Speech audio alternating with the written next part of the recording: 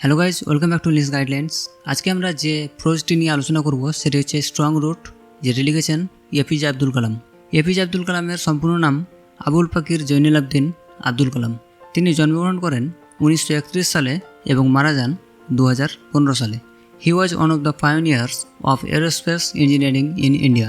তিনি ভারতীয় এরোস্পেস ইঞ্জিনিয়ারিংয়ের একজন অগ্রদূত ছিলেন। For a major part of his life, তার জীবনের বেশিরভাগ সময় তিনি ওয়ার্কড অ্যাজ আ সায়েন্টিস্ট। তিনি সায়েন্টিস্ট হিসাবে বা বৈজ্ঞানিক হিসাবে কাজ করে থাকেন ইন ইন্ডিয়ান স্পেস প্রোগ্রাম, ভারতীয় মহাকাশ গবেষণা কেন্দ্রে। Some of his famous works, আর তার বিখ্যাত লেখাগুলি বা কাজগুলি হল India 2020, ignited minds, wings of fire. He was the president of India from 2002 to 2007। তিনি 2002 সাল থেকে 2007 সাল পর্যন্ত ভারতের প্রেসিডেন্ট ছিলেন। প্রেসিডেন্ট মানে রাষ্ট্রপতি। Strong roots is an extract from doctor Kalam's autobiography wings of fire. Strong root হয় ডক্টর কালামের অটোবায়োগ্রাফি উইংস অফ ফায়ারের একটি গৃহীত অংশ। এক্সট্র্যাক্ট মানে গৃহীত অংশ, অটোবায়োগ্রাফি মানে আত্মজীবনী। যেমন স্ট্রং রুট, এটি হচ্ছে একটি অটোবায়োগ্রাফি। ইন দিস এক্সট্র্যাক্ট, এই অংশের মধ্যে he talks about his childhood in his home town. তিনি তার হোম টাউনের মধ্যে শৈশবকাল সম্পর্কে আলোচনা করেন বা বলেন। দ্য পিস প্রেজেন্টস, এই টুকরোটি বা এই অংশটি তুলে ধরে আর delightful sketch of the author's early life. অথরের মানে লেখকের যে শৈশবকাল, সেটির একটি চমৎকার চিত্র তুলে ধরেন। And the development of his spiritual growth, এবং তার আধ্যাত্মিক যে গ্রোথ, সেই গ্রোথের কথা এখানে তুলে ধরা হয়। তাহলে প্রোজটিকে আবার লাইন বাই লাইন আমরা পড়ব। I was born into a middle class Tamil family. আমি একজন মিডল ক্লাস মানে মধ্যবিত্ত তামিল পরিবারে জন্মগ্রহণ করেছিলাম। In the island town of Rameswaram in the erstwhile Madras state. তিনি কোথায় জন্মগ্রহণ করেছিলেন? তিনি পূর্ব সময়ের মাদ্রাজ রাজ্যের, যেটি এখন তামিলনাড়ু নামে পরিচিত, সেখানকার একটি ছোট্ট আইল্যান্ড যার নাম রামেশ্বরম, সেখানে তিনি একটি মধ্যবিত্ত তামিল পরিবারে জন্মগ্রহণ করেছিলেন। মাই ফাদার জৈনুল আবদিন, আমার বাবা, তাহলে তার বাবার নাম কি? জৈনুল আবদিন। স্পেলিংগুলো ভালোভাবে দেখে রাখবে, কারণ এগুলো তোমাদের পরীক্ষায় লিখতে হবে। Had neither much formal education নর মাচ ওয়েলথ। তার ছিল না বেশি পুঁথিগত বিদ্যা, আর না ছিল অনেক ধন সম্পত্তি বা সম্পদ। ফর্মাল মানে পুঁথিগত।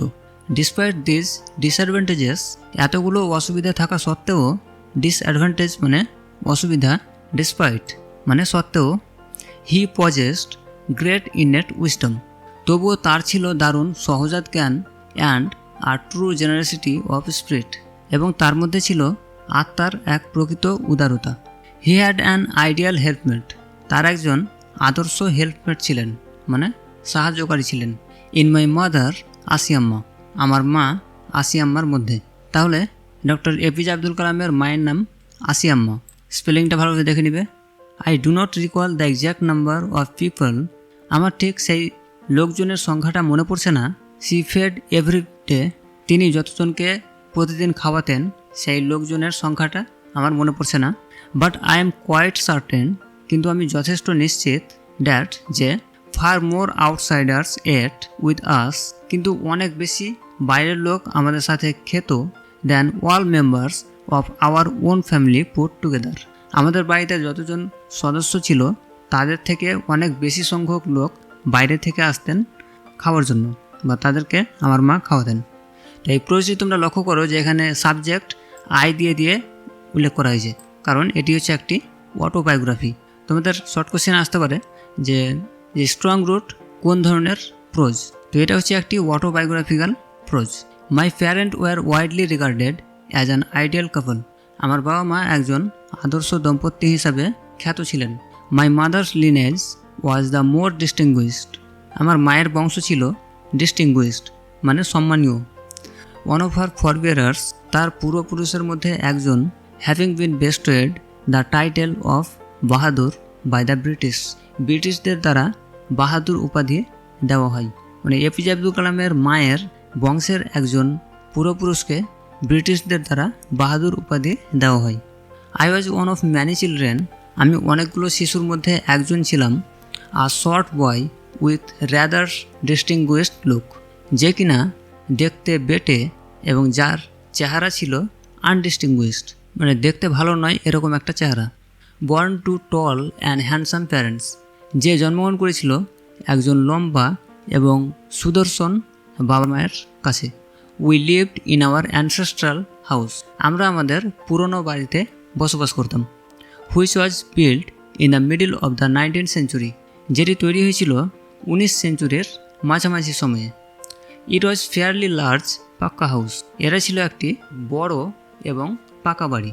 Made of limestone and brick, যেটি তৈরি ছিল লাইমস্টোন এবং ইট দিয়ে তৈরি। On the mosque street in Rameswaram, রামেশ্বরমের মস্কো স্ট্রিটে এই বাড়িটি তৈরি ছিল। মাই ওয়াস্টার ফাদার, ওয়াস্টার মানে ট্রু হার্টেড বা সরল মনের, used to avoid all inessential comforts and luxuries, তিনি কী করতেন? অপ্রয়োজনীয় কমফোর্ট মানে আরাম এবং লাক্সারিজ এগুলো তিনি অ্যাভয়েড করে চলতেন। However all necessities were provided for, যদিও সব প্রয়োজনীয় জিনিসগুলি দেওয়া হতো। In terms of food, medicine were clothings, যেমন খাবার, মেডিসিন মানে ওষুধপত্র এবং জামাকাপড়। ইনফ্যাক্ট সত্যি বলতে I would say mine was a very secured childhood, আমার একটা খুব সুরক্ষিত শৈশবকাল ছিল। ম্যাটেরিয়ালি মানে বস্তুগত দিক থেকেও অ্যান্ড ইমোশনালি এবং মানসিকভাবেও। I normally ate with my mother, আমি সাধারণত আমার মায়ের সাথে খেতাম। Sitting on the floor of the kitchen, রান্নাঘরের মেঝেতে বসে খেতাম। She would place a banana leaf before me, তিনি আমার সামনে একটি কলা পাতা পেরে দিতেন। বানানা মানে কলা, লিফ মানে পাতা। ওয়ান হুইচ, যার উপর সি দেন লেডেড রাইস, সেখানে তিনি কী দিতেন? ভাত দিতেন। অ্যান্ড অ্যারোমেটিক সাম্বার, এবং সুগন্ধি সাম্বার দিতেন। A variety of sharp, home made pickle, বাড়ির তৈরি আচার। And a dollop of fresh coconut chutney, এবং 1 চামচ কী দিতেন? ফ্রেশ নারিকেলের চাটনি। এই খাবারের জিনিসগুলো তোমাদের মনে রাখতে হবে, কারণ এগুলো কোশ্চেনে আসতে পারে। দ্য শিব টেম্পল, শিব মন্দিরটি, which made Rameswaram so famous to pilgrims, যার জন্য রামেশ্বরম পিলগ্রিমসদের কাছে মানে তীর্থযাত্রীদের কাছে খুব বিখ্যাত ছিল। ওয়াজ অ্যাবাউট আর 10 minute walk from our house, সেটি ছিল আমাদের বাড়ি থেকে প্রায় 10 মিনিট হাঁটা পথ দূরে। Our locality was predominantly Muslim, আমাদের এলাকাটি ছিল মুসলিম প্রাধান্য। প্রিডমিনেন্টলি মানে বেশিরভাগ।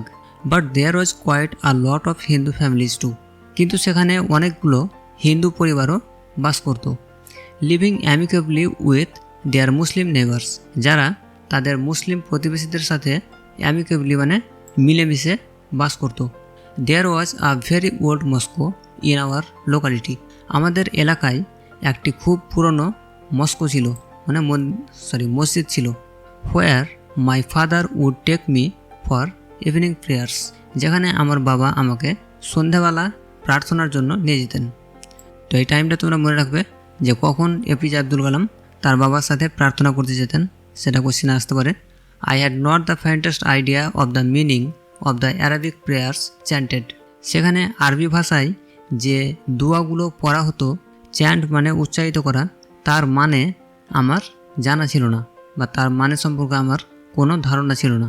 But I was totally convinced, কিন্তু আমি এটা সম্পূর্ণ বিশ্বাস করতাম, দ্যাট দেয়ার রেস্ট গড, যে সেই দোয়াগুলো ঈশ্বরের কাছে পৌঁছাই।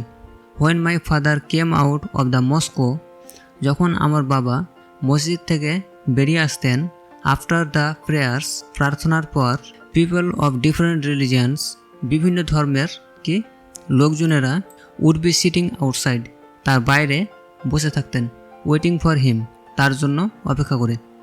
Many of them offered bowls of water to my father, তাদের মধ্যে অনেকে বাড়িতে করে জল বাবাকে দিতেন।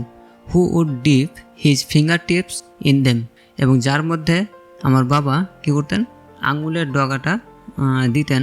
অ্যান্ড সে আ প্রেয়ার্স, এবং দোয়া পাঠ করতেন। This water was then carried home for invalids, এবং সেই জলগুলো পরে বাড়ি নিয়ে যাওয়া হতো ইনভ্যালিডসদের জন্য। ইনভ্যালিডস মানে অসুস্থ, যারা অসুস্থ তাদের জন্য সেই জলটা নিয়ে যাওয়া হতো। তারা সেই বাটির জলকে ওষুধের মতো ব্যবহার করতেন। I also remember people visiting our home. আমার এটাও মনে পড়ে যে লোকজন আমাদের বাড়িতে আসতেন to offer thanks after being cured. লোকজন যখন আরোগ্য লাভ করতো, মানে সুস্থ হয়ে উঠতো, তখন তারা বাবাকে ধন্যবাদ জানাতে আসতেন। Father always smiled and asked them to thank Allah the merciful. এবং বাবা তাদের কথা শুনে হাসতেন এবং বলতেন, ধন্যবাদ আল্লাহকে জানাও যিনি মার্সিফুল মানে দয়াময়ী। The high priest of Rameswaram temple, Rameswaram টেম্পলের মানে রামেশ্বরম মন্দিরের যিনি প্রধান পুরোহিত, তার নাম Pakshi Lakshmana Shastri, was a very close friends of my father's. তিনি ছিলেন আমার বাবার ভীষণ কাছের বন্ধু। এখানে ক্লোজ শব্দের স্পেলিংটা ভুল দেওয়া রয়েছে, এখানে লুজ লেখা রয়েছে, তো এটা হবে ক্লোজ, CLOSE, ক্লোজ মানে কাছের। One of the most vivid memories of my early childhood, আমার শৈশবকালের ঘটনাগুলির মধ্যে একটি পরিষ্কার ঘটনা হচ্ছে is one of the two men, যে দুটি ব্যক্তি ইজ ইন ট্র্যাডিশনাল অ্যাটায়ার, প্রত্যেকে নিজের নিজের যে ধার্মিক অ্যাটায়ার বা ধার্মিক পোশাক সেগুলো পরে থাকতেন, এবং ডিসকাসিং স্পিরিচুয়াল ম্যাটার্স, এবং তারা আধ্যাত্মিক ব্যাপার সম্পর্কে আলোচনা করতেন। স্পিরিচুয়াল মানে আধ্যাত্মিক। When I was old enough to ask question, যখন আমার বয়স যথেষ্ট হয় প্রশ্ন জিজ্ঞাসা করার, আই আস্কড মাই ফাদার, আমি আমার বাবাকে জিজ্ঞাসা করলাম about the relevance of prayers, প্রার্থনার প্রাসঙ্গিকতা সম্পর্কে। রিলেভেন্স মানে প্রাসঙ্গিকতা। মাই ফাদার টোল্ড মি, আমার বাবা আমাকে বলতেন, there was nothing mysterious about prayers, যে প্রার্থনার মধ্যে কোনো রহস্য নেই। মিস্টেরিয়াস মানে রহস্য। Rather prayer made possible a communion of the spirit between people, বরং প্রার্থনা মানুষের আত্মার সংযোগ ঘটায়। কমিউনিয়ন মানে সংযোগ, স্পিরিট মানে আত্মা। হোয়েন ইউ প্রে, যখন তুমি প্রার্থনা করো, হি সেড, তিনি বলতেন, you transcend your body and become a part of the cosmos, তখন তুমি তোমার দেহ ত্যাগ করে বিশ্ব ব্রহ্মাণ্ডের একটি পার্ট হয়ে যাও বা অংশ হয়ে পড়ো। Which knows no division of wealth, age, caste or creed, এবং ভুলে যাও সম্পদ, বয়স, জাতি এবং ধর্মের মধ্যে বিভেদ। ডিভিশন মানে বিভাজন বা বিভেদ। ওয়েলথ মানে সম্পদ, এজ মানে বয়স, কাস্ট মানে জাতি, ক্রিড মানে ধর্ম। মাই ফাদার কুড কনভে, আমার বাবা বুঝাতে পারতেন, কনভে মানে বোঝানো, কমপ্লেক্স স্পিরিচুয়াল কনসেপ্টস, কঠিন আধ্যাত্মিক ধারণাগুলো, in very simple down to earth Tamil, খুব সহজে কথিত তামিল ভাষায়। মানে আমার বাবা কঠিন স্পিরিচুয়াল মানে আধ্যাত্মিক যে কনসেপ্টগুলো সেগুলোকে বর্ণনা করতে পারতেন খুব সাধারণভাবে তামিল ভাষায়। হি ওয়ান্স টোল্ড মি, তিনি একবার আমাকে বললেন, ইন হিজ ওন টাইম, তার নির্দিষ্ট সময়ে, ইন হিজ ওন প্লেস, তার নির্দিষ্ট জায়গায়, in what he really is, তিনি প্রকৃতপক্ষে যা রয়েছেন, and in the stage he has reached, এবং তিনি যে জায়গায় পৌঁছেছেন, গুড অর ব্যাড, খারাপ অথবা ভালো, এভরি হিউম্যান বিংস, প্রত্যেক মানব জাতি, is a specific element within the whole of the manifest divine beings, প্রত্যেকটা মানব জাতি হয় একটি স্পেসিফিক এলিমেন্ট মানে নির্দিষ্ট উপাদান, কার মধ্যে, within the whole of the manifest divine beings, এই সমগ্র বিশ্ব ব্রহ্মাণ্ডের মধ্যে তিনি একটি নির্দিষ্ট উপাদান।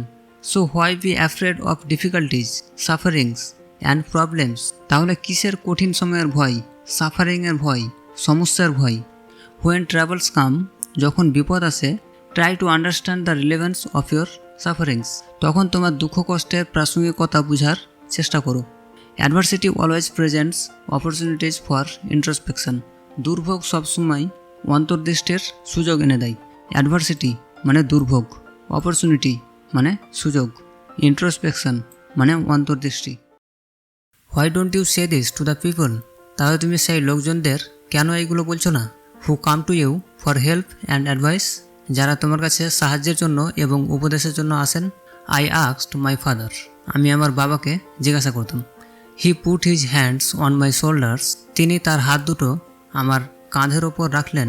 And looked straight into my eyes, এবং আমার চোখের দিকে সোজাসুজি তাকালেন। ফর কোয়াইট সাম টাইম, কিছুক্ষণের জন্য, হি সেড নাথিং, তিনি কিছু বললেন না। অ্যাজ ইফ, যেন, হি ওয়াজ জাজিং my capacity to comprehend his words, যেন তিনি বুঝার চেষ্টা করছিলেন যে আমি তার কতটা কথা বুঝতে পারবো, বা আমার বুঝার ক্যাপাসিটি কতটা রয়েছে। Then he answered in a low deep voice, তারপর তিনি নিচু স্বরে এবং গভীর আওয়াজে বললেন। His answer filled me with a strange energy and enthusiasm, তার উত্তর আমাকে ভরিয়ে দিয়েছিল এক অদ্ভুত এনার্জি, মানে শক্তি এবং উদ্দীপনায়। তাহলে তিনি কি বলেছিলেন? Whenever human beings find themself alone, যখনই মানুষ নিজেকে একা ভাবতে শুরু করে, অ্যাজ ন্যাচারাল রিয়াকশান, প্রাকৃতিকভাবেই, they start looking for company, তখন তারা সঙ্গী খুঁজতে শুরু করে। কোম্পানি মানে সঙ্গী। হোয়েনেভার দে আর ইন ট্রাভেল, যখনই তারা কি হয় বিপদের মধ্যে পড়ে, they look for someone to help them, তখন তারা একজনকে খুঁজতে শুরু করে যারা তাদেরকে সাহায্য করবে। হোয়েনেভার দে রিচ অ্যান ইম্পাস, যখনই তারা এমন এক জায়গায় গিয়ে পৌঁছায় যেখান থেকে বেরোনোর কোনো রাস্তা নেই, দে লুক সামওয়ান, তখন তারা একজনকে খুঁজে যে to show them the way out, সেখান থেকে বের করে আনবে।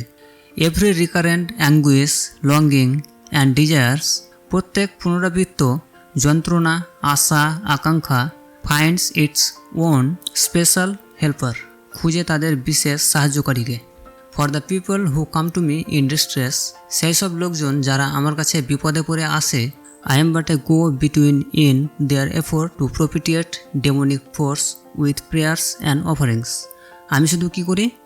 আমার প্রার্থনা এবং নৈবেদ্যর দ্বারা খারাপ শক্তির প্রভাবকে শান্ত করার চেষ্টা করি। This is not a correct approach at all, এটা মোটেও সঠিক উপায় নয়। And should never be followed, এবং কখনও অনুসরণ করা উচিত নয়। One must understand the difference between a fear ridden vision of destiny and the vision that enables us to seek the enemy of fulfilment within ourself. সবাইকে অবশ্যই এই দুটো জিনিসের মধ্যে পার্থক্য বুঝতে হবে। কোন দুটো জিনিসের মধ্যে? এক হচ্ছে ফিয়ার-রিডেন ভিশন অফ ডেস্টিনি, নিয়তির ভীতদৃষ্টি, অ্যান্ড দ্য ভিশন, এবং সেই দৃষ্টিশক্তি, দ্যাট ইনেবলস আস, যা আমাদেরকে সক্ষম করে তোলে, to seek the enemy of fulfilment within ourself, যে দৃষ্টিশক্তিটা আমাদের মধ্যে লুকিয়ে থাকা ক্ষমতাবান শত্রুকে খুঁজে বের করতে সাহায্য করে।